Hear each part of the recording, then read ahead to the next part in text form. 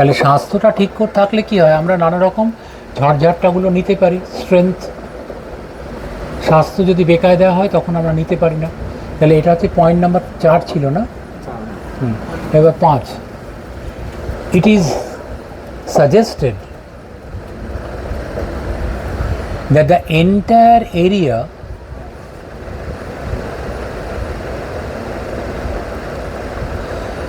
has witnessed WITNESSED has witnessed at least 5 different geological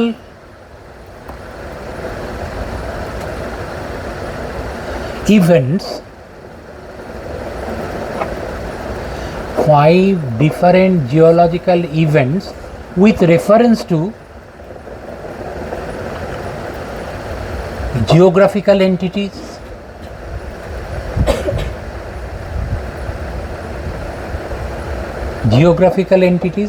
আবার এখানে মাথায় একটা স্টার দাও, দিয়ে ওই জিওগ্রাফিক্যাল এন্টিটি বলতে আমরা কি বোঝাতে চাইছি সেটা বোঝাতে হবে। একটু মুখে আগে শুনে নাও, তারপর লিখবে। আমরা প্রকৃতিতে যা কিছু ঘটনা আছে, তোমরা শুনছো ওদিকে, প্রকৃতিতে যা কিছু ঘটনা ঘটে আমরা তাকে চিহ্নিত করি টাইম অ্যান্ড স্পেস দিয়ে। মানে সে একটা কোনো নির্দিষ্ট টাইমে হয়েছে কিংবা কোনো একটা নির্দিষ্ট জায়গায় হয়েছে। তাহলে যখন আমি বলছি সিংভূম গ্রানিট, ওই একই জিওলজিক্যাল টাইম পিরিয়ডে আমি হয়তো ক্যানাডার কোনো একটা জায়গায় ওই এরকম গ্রানিট হয়েছে, আবার ধারওয়ারে কর্ণাটকের কোনো একটা জায়গায় আর একটা। ভারতবর্ষে মোট খুব মেজর 9টা গ্রানিট বডি আছে। একটা Bundelkhand granite, Closepet granite, Singhbhum granite, Mayurbhanj granite, Bonai granite. তাহলে এই যে বলছি না 5টা ঘটনা, ম্যাগমাটিজম, মেটামরফিজম ইত্যাদি, প্রত্যেকটা ঘটনা ঘটেছে টাইম অ্যান্ড স্পেস। তাহলে সবাই তো এক সময় হয়নি, আর যখন যেখানে হয়েছে সেটা স্পেসটা আলাদা। তাহলে যেখানে গ্রানিটগুলো বড় জায়গাটা বড়, ব্যাথলিথ তৈরি হয়, তোমরা সবাই পড়েছো ব্যাথলিথ দ্য লার্জেস্ট ইন্ট্রুসিভ বডি বলা হয়। তাহলে ব্যাথলিথ যতটা জায়গা জুড়ে থাকবে, একটা ডাইক ততটা জায়গা জুড়ে থাকবে না। ডাইক হচ্ছে ডিসকর্ডেন্ট একটা ইন্ট্রুসিভ বডি।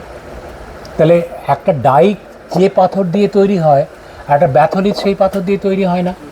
তাহলে ওই যে ব্যাথলিথ তৈরি হলো তার জিওমরফোলজিটা আলাদা, আবার ডাইকটা তার জিওমরফোলজিটা আলাদা। কিন্তু এখানকার যে ডাইকটা তাকে আমরা বলছি নিউয়ার ডলেরাইট ডাইক। কেন নিউয়ার? মানে এখানে যাবতীয় যা ঘটনা ঘটে গেল, একদম অন্তিম ঘটনা হচ্ছে ডলেরাইট ডাইক।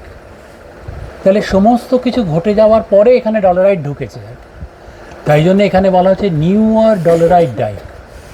তাহলে অন্য সবকে প্রভাবিত করতে পেরেছে, কেটে ফুঁড়ে বেরিয়েছে। তাহলে প্রত্যেকবার যখন আমরা বলছি এই যে জিওগ্রাফিক্যাল এন্টিটি বলছি না, জিওগ্রাফিক্যাল এন্টিটি আমরা বলতে চাইছি টাইম অ্যান্ড স্পেস। এটাকে আমরা ইংরেজিতে বলি স্প্যাশিয়াল রিলেশনশিপ। তাহলে এই স্টার দিয়ে ওটা লেখো, by the term geographical entity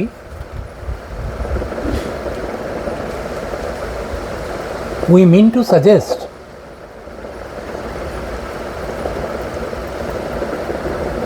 to suggest the phenomenon of inverted কমার মধ্যে spatial relationship, SPATIAL, spatial relationship, inverted comma শেষ, which suggests that every event in nature takes place during a particular geologic time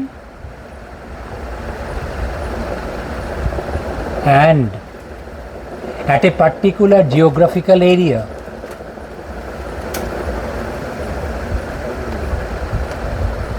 তাহলে আমাদের এই যে দুটো subject এতটা সম্পৃক্ত হলো কেন?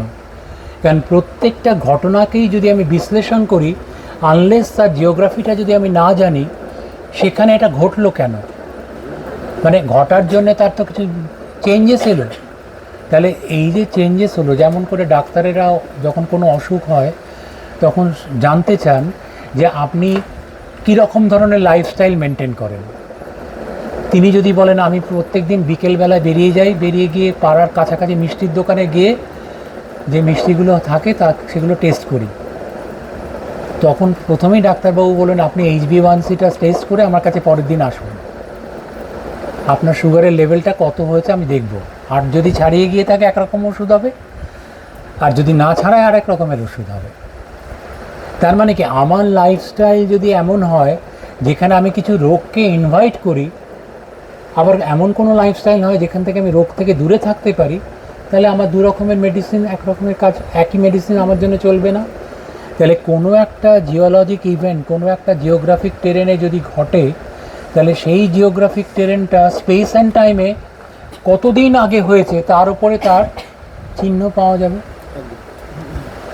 আমরা যখন ফসিল করি না, ফসিলে দেখবে ফসিলের এজ দেওয়া হয়, কোনোটার গায়ে লেখা থাকে, মানে যখন আমরা জিওলজিক্যাল টাইম স্কেল করি কেমব্রিয়ান টু ডিভোনিয়ান, তাহলে কেমব্রিয়ান, অর্ডোভিশিয়ান, ডিভোনিয়ান, সিলুরিয়ান। তাহলে কেমব্রিয়ান টু ডিভোনিয়ান যদি বলি, সে কেমব্রিয়ানও ছিল, অর্ডোভিশিয়ানও ছিল, ডিভোনিয়ানও ছিল, কিন্তু ইন্ডেক্স ফসিল যদি হয় সে শুধু একটা জায়গাতেই থাকবে কিন্তু অনেকটা জায়গায় ছড়িয়ে থাকবে, আবার সেই জিওগ্রাফি। তাহলে যতগুলো জায়গায় সে ছড়িয়ে থাকবে সব জায়গার একটাই জিওলজিক্যাল এজ হয়ে যাবে। তাহলে টাইম অ্যান্ড স্পেসে যদি আমি গ্র্যানিটটাকে, গ্র্যানিট অ্যাক্টিভিটি, সিংভূম গ্র্যানিটেডকে যদি চিহ্নিত করতে পারি, যতগুলো জায়গায় সিংভূম গ্র্যানিটের ক্যারেক্টার দেখতে পাবো, অন্য কোনো জায়গায়, পৃথিবীর অন্য কোনো জায়গায় যদি ওই একই ক্যারেক্টার দেখতে পাই, তাহলে বলতে পারবো, কোরিলেট করতে পারবো, it is correlated with reference to Singhbhum granite. তাহলে আমরা বাংলায় বলি না সমসাময়িক, তাহলে একটা সময় প্রত্যেকবার জিওলজিক্যালি সময়টা, জিওলজিক্যাল টাইম পিরিয়ড, আর একটা জায়গা, এই দিয়ে আমরা ঘটনাগুলোকে চিহ্নিত করি। তাহলে বাই দ্য টার্ম এটা বলা হয় যে একটা ঘটনা তার টাইম অ্যান্ড জিওগ্রাফিক্যালি কোথায় হয়েছে সেটা তার space, that is it's location, যেটাকে আমরা বলি স্পেশাল রিলেশনশিপ। তাহলে এই পয়েন্টটা আমরা বলেছিলাম 5টা ডিফারেন্ট ইমপ্রিন্ট বলেছি, 5 ডিফারেন্ট ইমপ্রিন্টস কথাটা লিখেছি। দিজ ইমপ্রিন্টস আর, না এই পয়েন্টের যখন শুরু হয়েছিল, ফার্স্ট লাইনটা বলো, এই লাইনটা। It is suggested that the entire area has witnessed at least 5 different geological events. হ্যাঁ, ইভেন্ট। তাহলে এই 5 ডিফারেন্ট জিওলজিক্যাল ইভেন্টসগুলোকে এবার করে ABCD করে 5টা লেখো। Index fossil. হ্যাঁ, ইন্ডেক্স ফসিল মানে কোনো একটা নির্দিষ্ট জিওলজিক টাইমে তাকে পাওয়া গেছে, কিন্তু সে জিওগ্রাফিক্যালি অনেকটা জায়গায় জুড়ে গেছে। মানে যেমন করে এখানে বলছে না, ক্লোরাইট মানে লো গ্রেড, বায়োটাইট মানে তার চেয়ে হাই গ্রেড, এগুলো বলছে ইন্ডেক্স মিনারেল। কিন্তু এখন আমরা বলি ইন্ডেক্স মিনারেল দিয়ে যদি আমরা কোনো জিনিস স্টাডি করি, তাহলে সেই স্টাডিটা সঠিক হবে না। তোমাদের কোনো একজনের নাম বলো, তোমার নাম বলো। পায়েল। আচ্ছা, আমি ধরো ক্লাসে পড়াতে গেছি, এবার আমি যদি ঠিক করে নিই পায়েল ক্লাসে থাকলে ক্লাস হবে আর পায়েল ক্লাসে না থাকলে ক্লাস হবে না, তাহলে কি আমি ভালো কাজ করেছি? উত্তর হচ্ছে না। আমি ক্লাসে কি, ও পায়েল নেই, তাহলে আর ক্লাস নিয়ে কী হবে?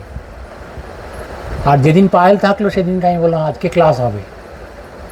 তাহলে ক্লোরাইড আছে মানে লো গ্রেড, এমনটা তো হতে পারে না যদি ক্লোরাইড না থাকে, কারণ সব মিনারেল, সব কেমিস্ট্রি থেকে ক্লোরাইড হবে না। সেই জন্য আমরা এখন করেছি অ্যাসেম্বলেজ, মানে একটা ক্লাসের খাতায় যে নামগুলো থাকবে সব দিন সবাই থাকবে তার কোনো মানে নেই। তাহলে যে থাকলো না সে বাকি বন্ধুদের ফোন করে জানতে চাইতে পারে যে ডিয়ার স্যারের ক্লাসটা হয়েছে, উনি কি আগের দিনের মতো আজও বাজে পড়িয়েছেন? যদি বাজে পড়িয়েছেন তাহলে কতটা বাজে পড়িয়েছেন? ওরা বললো না আজকে তো আরও বাজে পড়িয়েছেন, বলে তাহলে নোটসের দরকার নেই। আর যদি বলে না আজকে না উনি কিছু ভালো কথা বলেছেন, তখন সে ইন্টারেস্টেড হবে নোটসটার ব্যাপারে। তাহলে আমরা অ্যাসেম্বলেজের উপর গুরুত্ব দিচ্ছি এখন। কিন্তু যখন প্রথম এটা আবিষ্কার হয়েছিল তখন গোটা পৃথিবী জুড়ে স্কটল্যান্ড এটা আবিষ্কার করেছিলেন কোনো একজন বৈজ্ঞানিক। তারপরে গোটা পৃথিবীতে এটার একটা নজর করা হয়ে গেছে, প্রত্যেকে খুঁজছে কোথায় ক্লোরাইড, কোথায় বায়োটাইট, তার মাইন্ড ম্যাপ করা হয়েছিল। ভারতবর্ষের প্রফেসর সন্তোষ রায় প্রেসিডেন্সি কলেজে সেই সময় তিনি দার্জিলিং হিমালয়াস এটা বার করেছিলেন, ক্লোরাইড, বায়োটাইট, গার্নেট, পরপর ইন্ডেক্স মিনারেল, মানে সিকিম হিমালয়াস থেকে শুরু করে তোমাদের থেকে ফুটহিলস থেকে আরও ওপরে উনি পুরো বার করেছিলেন। এই প্রচুর ফিল্ড ওয়ার্ক করেছিলেন, হ্যাঁ, করে ওই ইন্ডেক্স মিনারেলগুলো। আর এখানে ডক্টর খিতিন নাহা IIT খড়গপুরের, তিনি যখন এখানে DSc করেছিলেন উনি যখন ক্লোরাইড, বায়োটাইট, গার্নেট, স্টরোলাইট সব কিছু কায়ানাইট, তা সিলিমিনাইটটা কোথাও পেলেন না আর কি। সেখানে সিলিমিনাইটের গিয়ে জায়গাতে গিয়ে উনি নোট অফ ইন্টারোগেশন দিয়েছেন, মানে আমি এখানে সিলিমিনাইট খুঁজে পাইনি। লাপসাবুরু বলে একটা জায়গা আছে টাটার কাছে, সেখানে কায়ানাইট অবধি পাওয়া গেছিলো। গার্নেট, স্টরোলাইটটা আমরা খুব সহজেই দেখতে পাবো, ক্লোরাইড, বায়োটাইটও দেখা যায়। তাহলে উনি সেখানে প্রশ্নচিহ্ন রেখেছিলেন যে হয়তো আছে কিন্তু আমি খুঁজে পাইনি। তাহলে হয়, যেমন তোমরা জানো বোধহয় পিরিয়ডিক টেবিল যখন নিউল্যান্ড আর মেন্ডেলিভ বার করেছিলেন তখন পিরিয়ডিক টেবিলে অনেকগুলো জায়গা ফাঁকা ছিল, মানে ভাবা হচ্ছিল যে ওইখানে এই ম্যাটেরিয়াল একটা কোনো এলিমেন্ট আছে। নিউল্যান্ড বলে তিনি একটা ল বার করেছিলেন, সেটা হচ্ছে law of octave.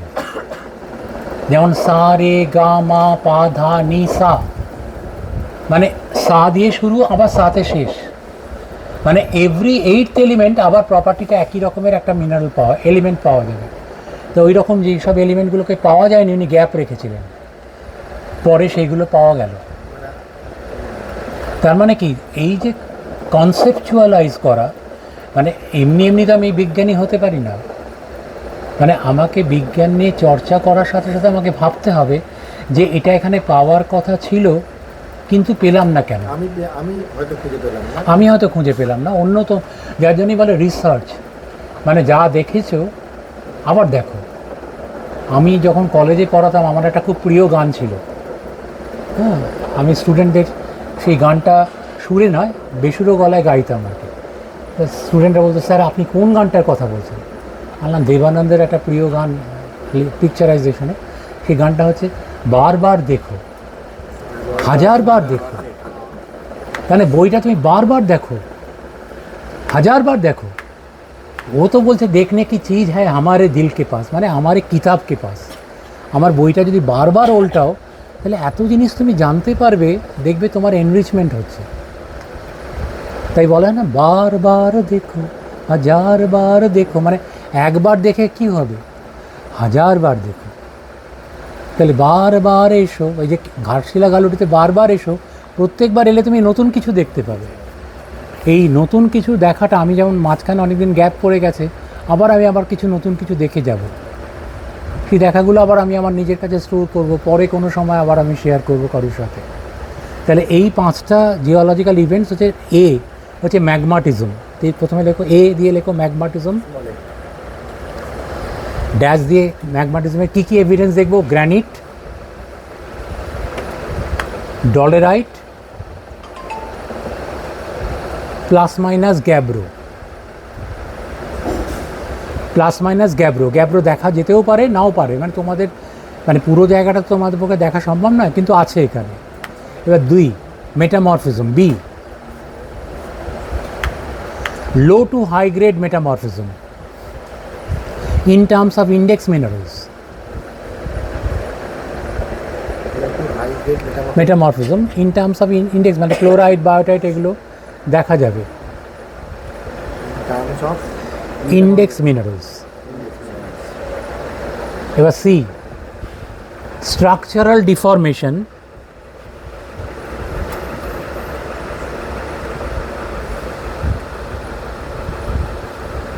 folding and faulting, folding and faulting, ফল্টিংয়ের পাশে ব্র্যাকেটে লেখো শিয়ার জোন, মানে লার্জ স্কেল ফল্টিং, SHEARING। তাহলে এটা স্ট্রাকচারাল, এটা সি। ডি হচ্ছে ভলক্যানিজম,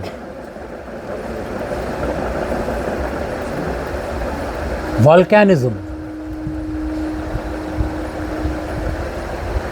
মানে এখানে আমরা হয়তো কাল পরশু এই 3 দিনে দেখাতে পারবো না, কিন্তু এখানে প্রচুর ভলক্যানিক রকস আছে। ব্র্যাকেটে 3টে ভলক্যানিক নাম লেখো, একটা হচ্ছে জগন্নাথপুর লাভা,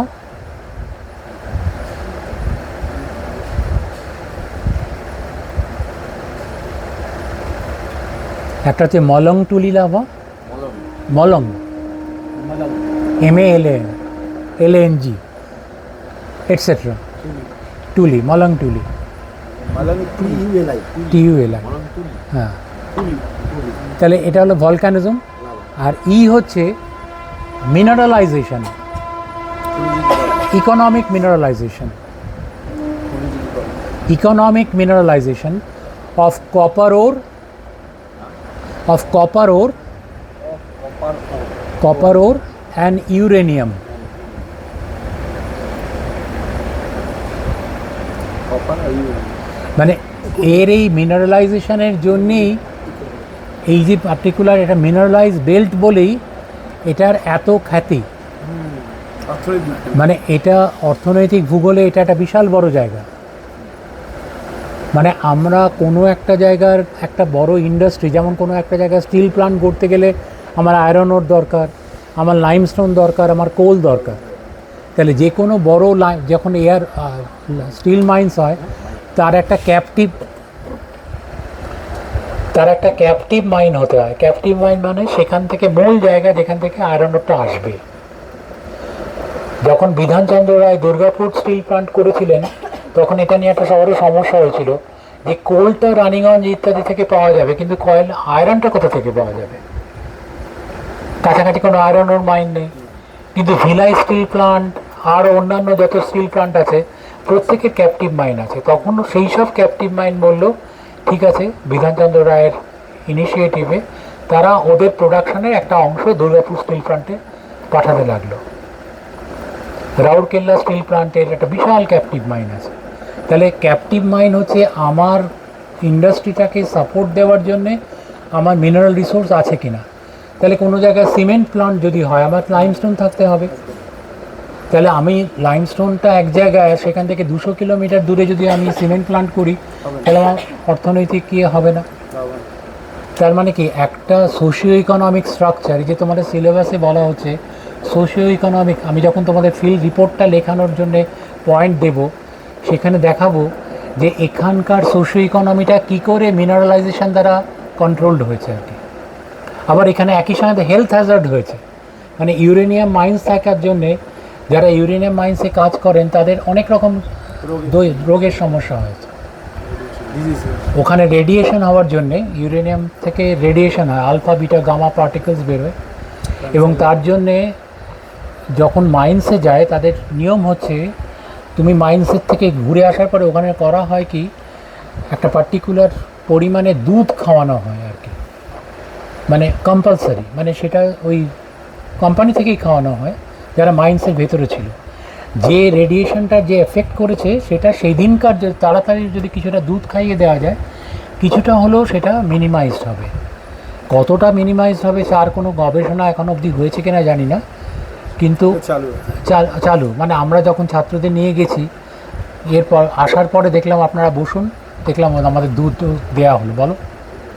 আমি বলছি যে এখানে আপনি বলছেন যে এক্সপোজার হিসেবে ডলারেট এবং গ্যাব্রো পাওয়া যেতে পারে, আর পরক্ষণে এক জায়গায় বললেন জগন্নাথ এবং মালাংতলি লাভা পাওয়া যাবে। হ্যাঁ, তাহলে ব্যাসল্ট আমরা কি পাবো না এক্সপোজারে? হ্যাঁ, ওই যেসব লাভাগুলো আছে সেগুলো মূলত তো সব মেটাবেসল্ট হয়ে গেছে। মেটাব্যাসল্ট তার মানে আছে ফিশারি রেশন হয়ে ব্যাসল্ট তো পেতেই পারবো। হ্যাঁ ব্যাসল্ট, কিন্তু আমি এই এরিয়াতে কেন, এরিয়াটা তো বড় এক্সটেন্সিভ। যখন আমরা জিওলজিক্যাল ম্যাপটা ওইটা দাও একটুখানি, না না ওই যে আমার এটা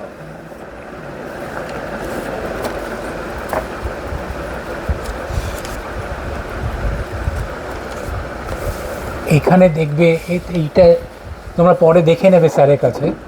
তোমরা দেখো বাপ্পা,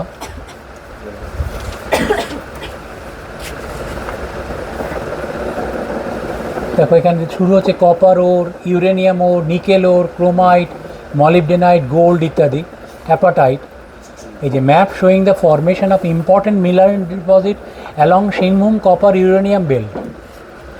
এই যে এক হচ্ছে Chotanagpur Granit নেস, 2 কুইলাপাল Granit, 3 phyllite and মাইকাসিস, 4 ডলমা ভলকানিক্স, Dalma পাহাড়, 5 সোডা গ্রানিট যেটা বলছি ম্যাগমাটিজমের এভিডেন্স, আর্কাসানি গ্র্যানোফায়ার, চক্রধরপুর, না এতগুলো গ্রানিটের এফেক্ট আছে এখানে, ফিলাইট, এগুলো সব মেটামরফিক রক, ধানজরি ভলকানিক্স। এই যে বিভিন্ন ধরনের গ্রানাইটের কথা বলছেন, হ্যাঁ এই যে সব গ্রানিট, তাহলে প্রত্যেকে কি আলাদা টাইপের গ্রানাইট? আলাদা টাইপের গ্রানিট। মানে কারোর মধ্যে পটাশ ফেলসফা বেশি, সিংভূম গ্রানাইট যেমন সোডা ফেলসফা নামগুলো আলাদা হয়েছে। আলাদা। ওই যে জিওগ্রাফিক এরিয়া দিয়ে নাম হয়েছে, চক্রধরপুর এরিয়াতে মূল দেখা গিয়েছিল, তাই চক্রধরপুর গ্রানাইট মিস, মানে ওই গ্রানাইটটা পরে নাইসিক হয়ে গেছে, মেটামরফোস হয়েছে। সিংভূম গ্রানাইট হচ্ছে তোমার সাদা রঙের অ্যালবাইট ফেলসফা থাকে। তাহলে এই যে অঙ্গাবারি কোডস হয়, কোলহান গ্রুপ সেডিমেন্টস, অঙ্গাবারিয়া বেসিক ভলক্যানিক্স আর টার্সিয়ারি গ্র্যাভেলস, এই ম্যাপটা আমাদের ফিল্ডে যখন রিপোর্ট লিখবো তখন এই ম্যাপটা থাকবে সেখানে। তাহলে এই পুরো জিনিসটা এখানে দেখতে পাচ্ছ, এই পুরো জায়গাটা হচ্ছে, আমরা তো সবটা দেখতে পাবো না, আমরা এরকম একটা জায়গাতে আছি আর কি, টাটানগরের কাছাকাছি এই জায়গাটাতে আছি আর কি। আর এই রাখা মাইন্সের কাজ দিয়ে আমরা যাব, মোসাবনিতেও আমরা যাব। আমরা এই টাটানগরের একটু আগে আছি, আর এই পাশে হচ্ছে রাখা মাইন্স। আমাদের পরশু দিনে ফিল্ড ওয়ার্কে, কালকে হতে পারে, দেখা যাক, ওই ডাব্বুবাবু এলে ঠিক হবে কোন জায়গাটা কালকে যাচ্ছি আর কি। আর এই পাশটা হচ্ছে ভলক্যানিক্স, দলমা ভলক্যানিক্স। এটা যেমন একটা ম্যাপ, এই ম্যাপটা ছাড়া আর একটা ম্যাপ আছে,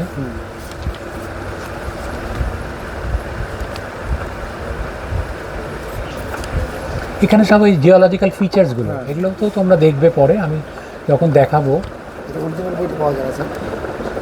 অরিজিনাল বই থেকেই তো করা। না মানে কালার কালার তো নয়, সব তো ব্ল্যাক অ্যান্ড হোয়াইটেই, এই যে অরিজিনাল বই, কিন্তু এই বইটা তো আমি আর ছাড়ি না এখন। আচ্ছা আচ্ছা, বইটা আচ্ছা, এটা হচ্ছে black and white। এটা ব্ল্যাক অ্যান্ড হোয়াইট। এই বই যাদবপুর ইউনিভার্সিটিতেও নেই। এই বইটা যখন লেখা হয়েছিল তার ফিল্ড ওয়ার্কে আমি ছিলাম আর কি। এটা আপনার কন্ট্রিবিউশন হ্যাঁ, আছে? ফিল্ড ডেটা কালেকশনে আমার কন্ট্রিবিউশন আছে।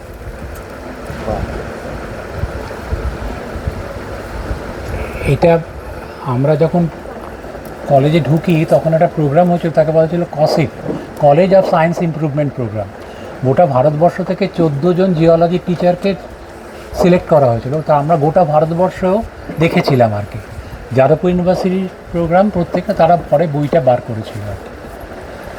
তা ডক্টর নাহা, আমি যেহেতু ডক্টর নাহা ছাত্র, সুবীরবাবু আমাকে প্রথমেই বলেছিলেন যে তোমাকে তো আমি কিছু নতুন করে শেখাবো না, আমি যখন যাদেরকে শেখাবো তারা যদি আবার পরবর্তী কোনো প্রশ্ন করে তুমি উত্তর দেবে, তুমি কিতিনের ছাত্র, মানে ওনার ক্লাসমেটের ছাত্র খড়গপুরে, সুতরাং তোমাকে আমি নতুন করে কিছু শেখাচ্ছি না, তুমি আমাকে হেল্প করবে, আমি বলে যাওয়ার পরে আবার ছাত্ররা কিছু জিজ্ঞেস করবে। Teaching assistant. হ্যাঁ, teaching, thank you, teaching assistant, very good. তাহলে বিদেশে যেটা হয় না টিচিং অ্যাসিস্ট্যান্ট, তখন আমরা সব বিভিন্ন এরিয়াতে এই বই, তারপরে এই বইটা এটা এখন যাদবপুর ইউনিভার্সিটির লাইব্রেরিতেই পাওয়া যায় না। আচ্ছা, মানে এমন দুঃখ। আউট অফ ইন্ডিয়া হয়ে গেছে, এবং মানে কিছু জন মানুষের কাছে হয়তো পার্সোনাল কপি আছে, তা আমার কাছে আমরা যেহেতু ছিলাম তার সাথে আমরা তো কপি পেয়েছিলাম আর কি, বইটা যখন পাবলিশড হলো আর কি। তাহলে বলছিলাম ওই যে মিনারেলাইজেশন, তাহলে এই যে 5টা ইভেন্ট, তাহলে এরও তো টাইম অ্যান্ড স্পেস আছে। তাহলে যখন আমি বলছি ইউরেনিয়াম মিনারেলাইজেশন, তার সাথে বলছি যদুগোডা, তাহলে যদুগোডা একটা জায়গা, মোসাবনি কপার মাইন সেটা আরেকটা জায়গা। একটা শিয়ার জোন চলেছে অনেকটা জায়গা জুড়ে, তার কোনো জায়গায় কপার হয়েছে, কোনো জায়গায় ইউরেনিয়াম হয়েছে। তাহলে এই দুটোর মধ্যে তফাৎ হচ্ছে একজন অক্সাইড, একজন সালফাইড।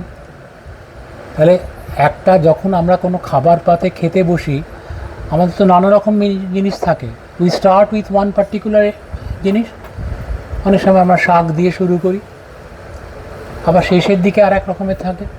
শিয়ার জোনটা সম্বন্ধে যদি একটু হ্যাঁ, এখনই বলবো, এটা শিয়ার জোনের সম্বন্ধে আলাদা টার্ম আসবে আর কি। তাহলে এইটা হচ্ছে 5টা ইভেন্ট। তাহলে ওইখানে দেখো শিয়ার জোনটা স্টার দাও, দিয়ে তলায় নজরুলের কথা অনুযায়ী আমরা শিয়ার জোন সম্বন্ধে একটু বলি। কোথায় এসেছিল শিয়ার জোনটা? এর মধ্যেই রয়েছে ফল্টিং, স্ট্রাকচারাল এভিডেন্সের মধ্যে ফল্ট অ্যান্ড শিয়ার 3 নম্বরে। ওই শিয়ারিংটাকে আমরা আলাদা করে শিয়ার জোন বলে লেখো আর কি।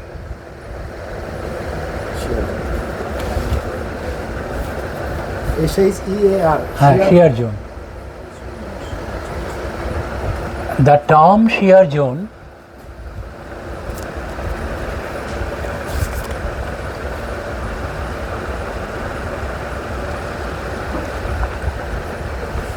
এই ছবিটা তোমরা পরে স্যারের কাছে দেখে নেবে। এই এরিয়া ঠিক মাঝখান দিয়ে যাচ্ছে, মানে এইটা তন্ময়কে একটু বলি, এই শিয়ার জোনটা এরকম মাঝখান দিয়ে গিয়ে এটা প্রায় 130 কিলোমিটার লম্বা, এরকম ইস্ট ওয়েস্টে যাচ্ছে, এটা নর্থ, এদিকটা ইস্ট ওয়েস্ট করতে করতে সাউথ ইস্টে নেমে গেছে আর কি। এরকম সিংভূম শিয়ার জোন গেছে, এই যে রাখা মাইন্স, যদুগোড়া, মোসাবনি সব হচ্ছে শিয়ার জোন আর কি।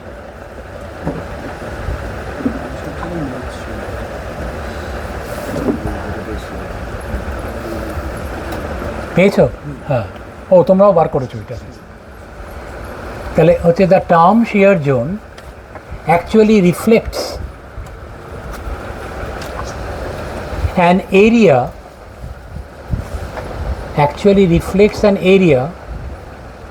which extends for about 130 kilometers, reflects an area which reflects an area An area. which extends for about 130 kilometer in an east-west direction and ultimately bending towards southeast.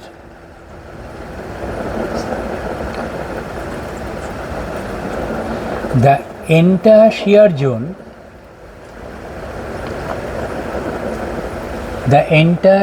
zone, documents at least 3 different features.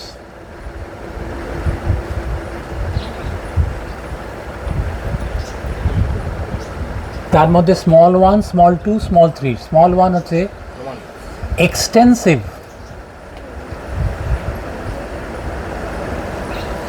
Crushing SHING. and fragmentary nature of the rock. Extensive crushing and fragmentary nature of rock, মানে এমন ঘর্ষণ হয়েছে পাথরগুলো ভেঙে চুরে গেছে, crushed হয়ে গেছে। এটা আমি দেখাবো এই 2-3 দিনের মধ্যে, একদিন তো দেখাবোই। ক্রাশিং অ্যান্ড এক্সটেন্সিভ ক্রাশিং হয়েছে। আর তারপরে পয়েন্ট নাম্বার 2, ডিউরিং রিক্রিস্টালাইজেশন, যখনই ক্রাশিং হবে তারপরেই ওটা আবার রিক্রিস্টালাইজ করবে। During recrystallisation they had formed breccia with angular fragments embedded within them. With angular fragments embedded within, মানে ওই যে পাথরগুলো ভেঙে গিয়েছিল তারা অ্যাঙ্গুলার ফ্র্যাগমেন্ট তৈরি করেছে, যখন রিক্রিস্টালাইজ করেছে তার মধ্যে ওই টুকরোগুলো থাকবে। এর মধ্যে এবার ব্র্যাকেটে লেখো দ্য অ্যামং দ্য ফ্র্যাগমেন্টস, যে ফ্র্যাগমেন্টসগুলো এমবেডেড মানে গ্রথিত আছে, among the fragments which are larger in size help us to identify the protolith.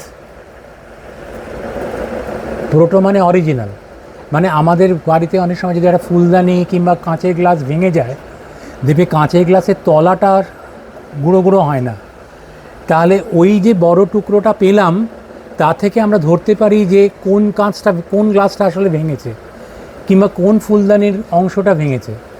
যেগুলো একদম ক্রাশড হয়ে গেছে তাই প্রোটো হচ্ছে অরিজিনাল রক। তাহলে যেগুলো বড় টুকরো, the fragments which are larger in size they depict the protolith. Proto মানে অরিজিনাল, লিথ মানে পাথর। তাহলে যেগুলো একদম গুঁড়ো হয়ে গেছে তাগুলো দিয়ে আমরা বলতে পারবো না, কিন্তু যেগুলো বড় টুকরো থাকে সেগুলো আমরা বলতে পারবো। ঠিক আছে। আর শিয়ার জোনের 3 নম্বর যে ক্যারেক্টার সেটা হচ্ছে in many observations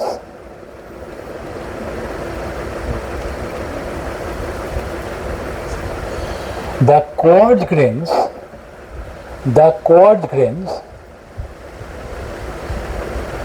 may show an arrangement popularly known as ribbon-like structure. Ribbon. মানে তোমরা যেমন বিনুনি করো, মেয়েরা অনেকে চুলে বিনুনি করে, তা বিনুনিতে দেখেছো পরপর পরপর এরকমভাবে বিনুনিটা চলে, ওই ফ্র্যাগমেন্টসগুলো একে এই বইতে খুব সুন্দর ছবি আছে, একটা পার্টিকুলার লাইন বরাবর সেই কোয়ার্টজ গ্রেনগুলো যা সাজানো আছে। এই যদি এই রিবন লাইক স্ট্রাকচার দেখা যায় তখন সেই পাথরটাকে আমরা অনেক সময় বলি কমনলি নোন অ্যাজ, লেখো কন্টিনিউশনে, কমনলি নোন অ্যাজ, যদি এর বিনুনি কোয়ার্জে বিনুনি দেখা যায়, কমনলি নোন অ্যাজ কোয়ার্জ লেপ্টিনাইট। হ্যাঁ, quartz hyphen লেপ্টিনাইট, LEPTYNIT, লেপ্টিনাইট।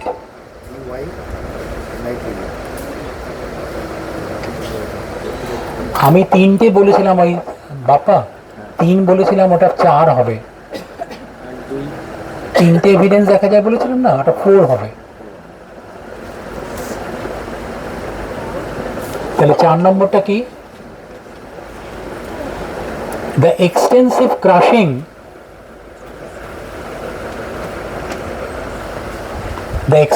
crushing often OFTEN often produces a rock which is known as mylonite. Mylonite, MYLONIT.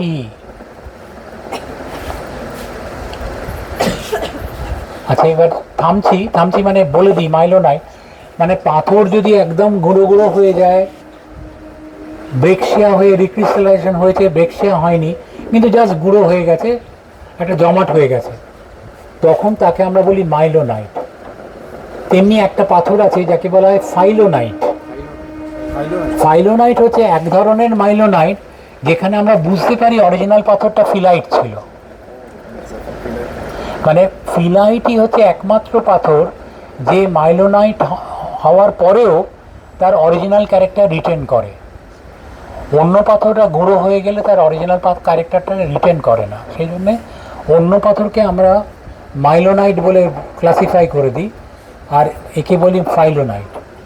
তাহলে যদি কোনো জায়গায় মাইলোনাইটের সাথে ফাইলোনাইট পাওয়া যায় তাহলে বুঝতে হবে সেখানে ফিলাইটের এভিডেন্স ছিল। ফিলাইট এক ধরনের মেটামরফিক রক। শেল যে সেডিমেন্টারি রক হয় সে প্রথমে স্লেট হয়, তারপরে ফিলাইট হয়, তারপরে মাইকা সিস্ট হয়। ঠিক আছে? হ্যাঁ, সিস্ট হচ্ছে কোনো একটা, ফিলাইট হচ্ছে পত্রায়ন্তলগুলো আছে এতটাই ক্লোজ তুমি দেখতে পাচ্ছ কিন্তু আলাদা করতে পারছো না, এটা হচ্ছে ফিলাইট। সেটাই যখন আরেকটু অ্যাডভান্সে যাবে তুমি পত্রায়ন্তল দেখতেও পাচ্ছ, সেই বরাবর পাথরটাকে তুমি আলাদা করতে পারবে, ভেঙে যাবে।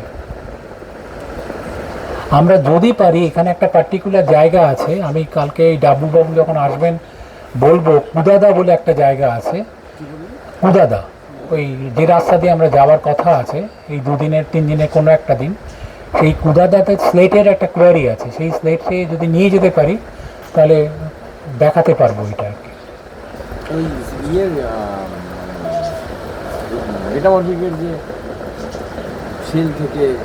শেল থেকে প্রথমে স্লেট হয়, শেল, স্লেট, তারপরে মাইকাসিস্ট, হ্যাঁ, তারপরে ফিলাইট, তারপরে মাইকাসিস্ট। হ্যাঁ, এবার এই মাইকাসিস্টের মধ্যে গ্র্যাজুয়ালি যখন মিনারেলগুলো আসছে, ধরো গার্নেট এলো, তাহলে গ্রেডটা আরেকটু হাই হলো। প্রথমে তো মাস্কোভাইট বায়োটাইট দিয়ে সিস্ট হলো, এবারে গার্নেট এলো, তার মানে আরেকটু বাড়লো, স্টরোলাইট এলো, আরেকটু বাড়লো, কায়ানাইট এলো, আরেকটু বাড়লো। কিন্তু যখন সিলিমিনাইট এসে যাবে তখন আর এই আগের মিনারেলগুলোকে আর দেখা যাবে না,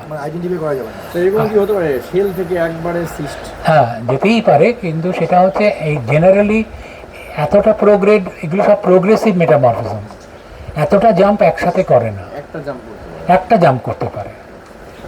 এগুলো প্রত্যেকটার P&T ডোমেন আছে, প্রেশার টেম্পারেচার ডোমেন আছে। তাহলে যখন রিজিওনাল মেটামরফিজমে প্রেশার আর টেম্পারেচার দুটোই বাড়ে সেটা রিজিওনাল মেটামরফিজম। যদি শুধু টেম্পারেচার বাড়ে তখন থার্মাল মেটামরফিজম হয়ে যায়, আর যদি শুধু প্রেশার বাড়ে তখন ডায়নামিক মেটামরফিজম। যেমন শিয়ার জোনে যে ঘটনাগুলো ঘটেছে সেখানে প্রেশারটা ইন্টেন্সিফাইড হয়েছিল, যার ফলে ব্রেকশিয়া তৈরি হয়েছে, রিক্রিস্টালাইজেশন হয়েছে। মানে আমি ওই কথাটা জিজ্ঞাসা করতে চাইছিলাম যে আপনি যখন রিক্রিস্টালাইজেশন কথাটা বলছেন, হ্যাঁ, তার মানে তাদেরকে একটা নির্দিষ্ট প্রেশার এবং টেম্পারেচার কন্ডিশনে আসতে হবে, মানে মূলত প্রেশার দিয়ে মূলত ইনফ্লুয়েন্স, প্রেশারটাকে। হ্যাঁ, তারপরে টেম্পারেচার তাকে ইনফ্লুয়েন্স করেছে রিক্রিস্টালাইজ করার জন্য। কিন্তু প্রেশারও তো ঠেলে, মানে তুমি এই জায়গায় কেন্দ্রীভূত হও, একটা ঠেলতে হবে তো। যেমন আমরা ঝাঁট দিয়ে একটা ধুলোকে এক জায়গায় জড়ো করি, তাহলে ওই যে পালভেরাইজ মাসগুলোকে তো এক জায়গায় নিয়ে যেতে হবে, সেটাও তো প্রেশারটাকে নিয়ে যেতে হবে। এবং সেটা করার সময় রিক্রিস্টালাইজেশন, তখন সেই জায়গাটা হচ্ছে ডাইনামিক মেটামরফিজম, মানে প্রেশারটা, মানে এত ফল্টিং হয়েছে, এত ইম্প্যাক্ট হয়েছে, যার জন্য শেয়ার জোনটা এতটা লম্বা বলে এর যে উইক জোনটা, যার ফলে মিনারেলাইজিং ফ্লুইডটা তো অনেক পরে এসেছে। যেটা আমি একটু আগে বলছিলাম, একজন সালফাইড একজন অক্সাইড, দুজনের মধ্যে কোনো সম্পর্ক নেই। এই সম্পর্ক না থাকা দুটো জিনিস একই জায়গায় ট্রাভেল করেছে, কিন্তু দুটো আলাদা সময়। তাহলে আমরা যত এলিমেন্টস আছে তাকে আমরা নানা রকম ভাগে ভাগ করি। যেমন একজনকে বলা হয় অক্সিফিল। ফিল কথাটার মানে হচ্ছে লাভ। তাহলে আমরা যাকে ভালোবাসি তার সাথে কী করি? তার সাথে আমরা থাকতে চাই। তাহলে আয়রনকে বলা হয় অক্সিফিল, তার জন্য হেমাটাইট হচ্ছে Fe2O3। আয়রন অক্সিজেনকে ভালোবাসে। কেউ সালফোফিল, লেড, PbS, চ্যালকোপাইরাইট, CuFeS2, এরা সালফারকে ভালোবাসে, তাই সালফারের সঙ্গে থাকে। তাহলে কেমিস্ট্রি বলে দিচ্ছে, যেমন আমরা বলি না কারোর সাথে ভালোবাসা হলে বলি না খুব কেমিস্ট্রিটা খুব ভালো, তার মানে কি কেমিস্ট্রি ভালো হলে ফিজিক্স ভালো বলা হয় না, বলা হয় কেমিস্ট্রিটা ভালো। তার মানে কি কেমিস্ট্রিটা কখন ভালো হয়? যখন যাকে আমি ভালোবাসি তার না বলা কথাগুলো আমি বুঝতে পারছি। বলা কথা বুঝতে তো কোনো অসুবিধে নেই, বললাম আমি ঠিক আছে বুঝলাম, কিন্তু না বলা কথাগুলো যদি বুঝতে পারি তখনই হচ্ছে সেখানে কেমিস্ট্রিটা। সেই কেমিস্ট্রিকে তুমি কতটাকে প্রভাবিত করবে সেটা হচ্ছে তোমার পার্সোনালিটি, তোমার মধ্যে কী ধরনের গুণ আছে কিংবা ইয়ে আছে। স্যার আজকে তাহলে একটু শেষ করি। হ্যাঁ, এটা লাস্ট, আর এটা শেষ পয়েন্ট হচ্ছে দ্য এন্টায়ার এরিয়া, নতুন point, next the entire area is considered to be a domain where different natural agencies like river, bracket Subarnarekha river, wind, groundwater have depicted different environmental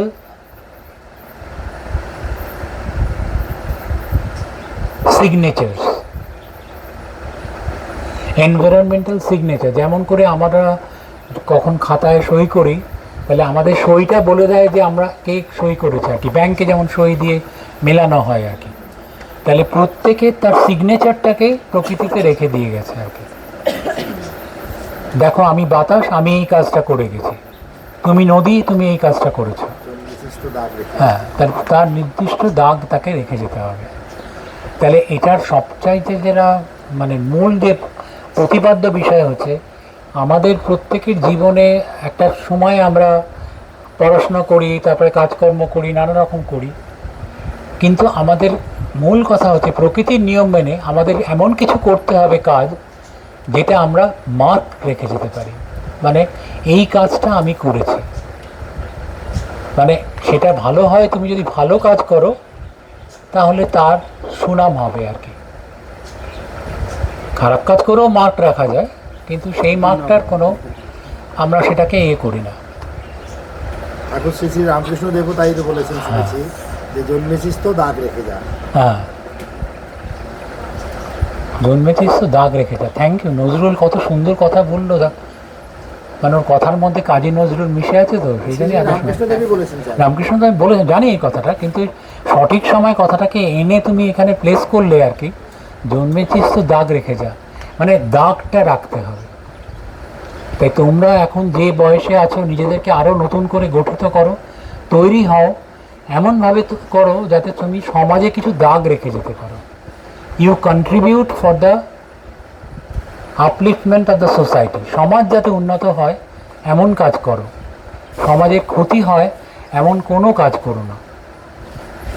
আমি জ্ঞানত এখনও অবধি কোনো মানুষের কখনো কোনো ডাইরেক্ট ক্ষতি করিনি। অজ্ঞানতা একবার ক্ষতি করে দিয়েছিলাম আমার অত্যন্ত প্রিয় একজন মানুষকে, কিন্তু সেটা আমি সম্পূর্ণ অজ্ঞানতা অবস্থায় করেছিলাম। পরে যখন আমি জানতে পেরেছি, সেই অনুশোচনা আমি আজও প্রত্যেক দিন সকালে আমি ঘুম থেকে উঠি সেই অনুশোচনা দিয়ে, যে why did I do this mistake. শুধু করিনি, যার সাথে করেছি তার সাথে, যাকে আমি সবচাইতে বেশি ভালোবাসি তার সাথে আমি করেছি, কিন্তু করে ফেলেছিলাম অজ্ঞানত।